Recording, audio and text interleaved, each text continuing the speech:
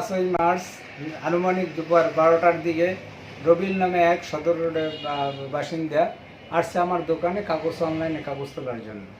আমি তারে বললাম যে একটু 20 মিনিট পর আসেন, আমার দোকানে লোক নাই, একজন কম্পিউটার কাজ করে, আরও লোক আমার দোকানে বসে আরও লোক কাজ করতেছে। সে 20 মিনিট বলতে সে পারবে না, এখন সে কাগজ উঠিয়ে দেবে। আমি বলছি যে 20 মিনিট পরে আসেন, এই তো লোকের পর আপনার কাজটা করে দেবে। কিন্তু সে আমাকে উল্টো বলে গালাগালি করে আমাকে তুললে নেবে। হ্যাঁ, আমরা তো টাকা পয়সা নিই না, এ ধরনের আমাদের কাজটা করে দিবি না, এই বিভিন্ন গালাগালি করে উনি চলে গেছে। চলে যাওয়ার পর 10 মিনিট পর আবার ছেলে 7-8 জন ছেলে নিয়ে আসছে। কিছু দেখলে চিনি, কিছু নাম আমি সঠিক জানি না। আসার পর আমাকে বলছে যে 20 মিনিট কেন দাঁড়াই থাকতে হইবে? হ্যাঁ, আমার এলাকায় দোকানদারি করো, আমাদের কাজ করবি না, তুই কি হয়ে গেছো?